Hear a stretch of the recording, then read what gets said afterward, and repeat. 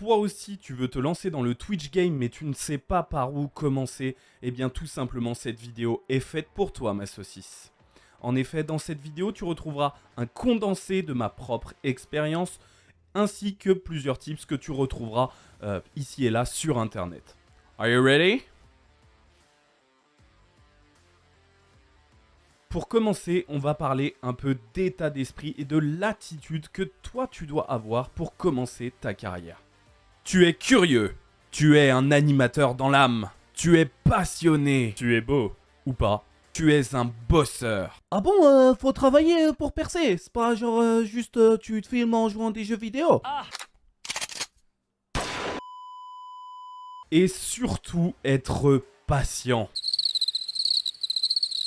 Vraiment très patient. Et tes défauts. Plus sérieusement, tu l'auras compris, tu devras aller voir ce que propose la concurrence afin de t'en inspirer et potentiellement rencontrer du monde qui pourra tout simplement t'aider dans tes ambitions. L'animation est trop souvent sous-estimée et c'est pour cela que rien que pour tes beaux yeux, je te ferai une petite vidéo sur le sujet. La passion, quant à elle, est impérative. Comment se donner corps et âme dans quelque chose qui ne nous plaît pas? Et forcément, après vient le travail.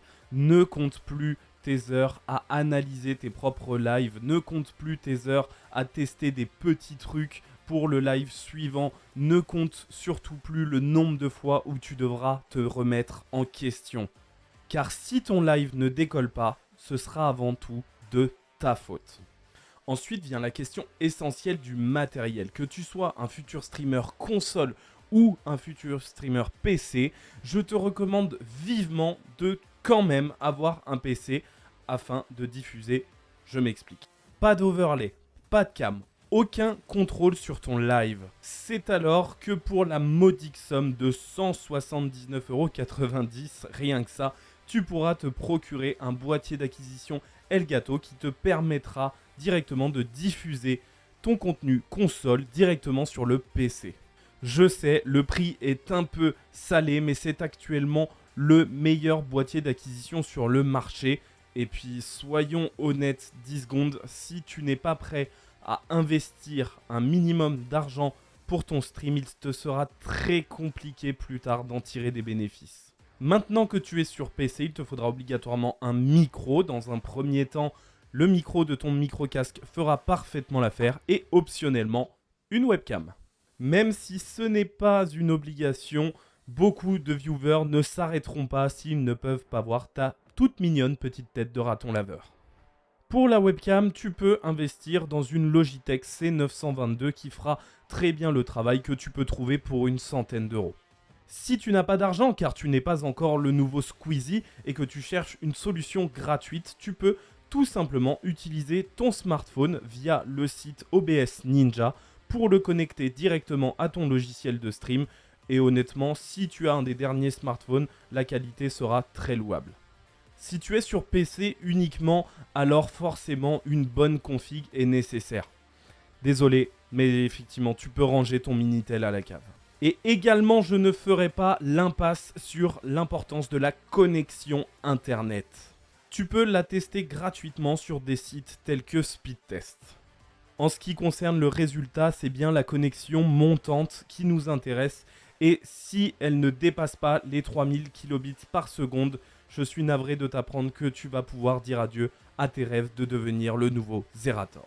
Ou alors, tu peux appeler ton fournisseur d'accès Internet et voir s'il te propose des solutions. Bien, une fois que toutes les conditions précédentes sont réunies, on va parler du logiciel de stream. Bien qu'aujourd'hui le meilleur logiciel pour streamer soit OBS Studio, aujourd'hui je vais plutôt te recommander d'utiliser Streamlabs OBS pour démarrer. Effectivement, il est beaucoup plus intuitif, beaucoup plus facile à prendre en main et surtout bien plus facile à configurer. Attention tout de même car Streamlabs est aujourd'hui bien plus gourmand qu'OBS Studio. En ce qui concerne les réglages détaillés, je vous ferai 2 vidéos sur le sujet, une sur Streamlabs et une sur OBS directement. Le principal étant tout de même de pouvoir ajouter des scènes comme chatting, gameplay et d'en ajouter des sources comme votre webcam, votre micro ou bien la capture de votre jeu. Une fois tout cela fait, le plus important pour continuer à progresser est tout simplement de t'abonner à la chaîne et d'activer la cloche pour ne louper aucune future vidéo sur le sujet. Maintenant, toi et moi, parlons de la niche, ou plutôt du thème sur lequel portera ton contenu. Je te précise tout de suite que si tu comptes faire du Fortnite, du Apex, du GTA, du League of Legends, attends-toi à streamer avec 0 viewer pendant de longues, très longues semaines. Si tu le fais quand même, mais que tu arrives à un point où tu en as marre de la solitude, alors je pense que la suite de la vidéo va fortement t'intéresser. Ces jeux, ou plutôt ces catégories de stream, sont malheureusement aujourd'hui beaucoup trop saturés pour pouvoir percer. Si tu commences à streamer, tu auras donc 1, 2, voire même 0 viewer, et donc tu seras tout simplement en bas de la page d'exploration. Et alors ton potentiel de découverte se rapproche de rien du tout. Pour y remédier, ce que je te conseille, c'est de trouver un jeu qui soit peu streamé, mais qui ait encore une communauté bien active. Et pour ce faire, un petit tour sur le site Twitch Trackers te sera nécessaire afin de bien évaluer quelle sera ta niche. Ou tu peux aussi bien produire du contenu qui est totalement à l'opposé du gaming, comme de l'ASMR, de la lecture, des vlogs, du chatting et j'en passe. L'essentiel, tu l'auras compris, est de proposer du contenu différent. Avant de démarrer ton premier live, je te recommande d'aller chercher les viewers ailleurs que sur Twitch. Tu peux très bien demander à tes parents, à ta famille, à tes amis de venir directement te voir. Effectivement, le monde attire le monde et surtout améliore ton référencement. Car plus tu auras de potes qui viendront sur ton stream, plus ton nombre de viewers sera conséquent et plus tu remonteras dans la fameuse page d'exploration. Ouais, ensuite, à moi la gloire.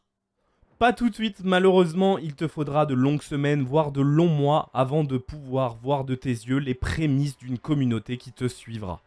Et pour la créer, il te faudra une qualité d'animation irréprochable. Et je vais te donner un petit conseil là-dessus. Ne manque pas ma prochaine vidéo qui traitera directement du sujet et qui t'apprendra à animer ton live.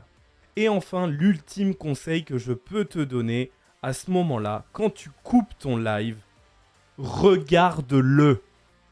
Analyse-le, trouve ce qui est bien, trouve ce qui est moins bien, pose-toi les bonnes questions. Et surtout, la plus importante, quand tu regardes ton propre live, pose-toi une seule question.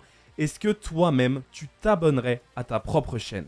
Bien souvent, quand on débute, je suis désolé de te dire ça, mais souvent la réponse est non.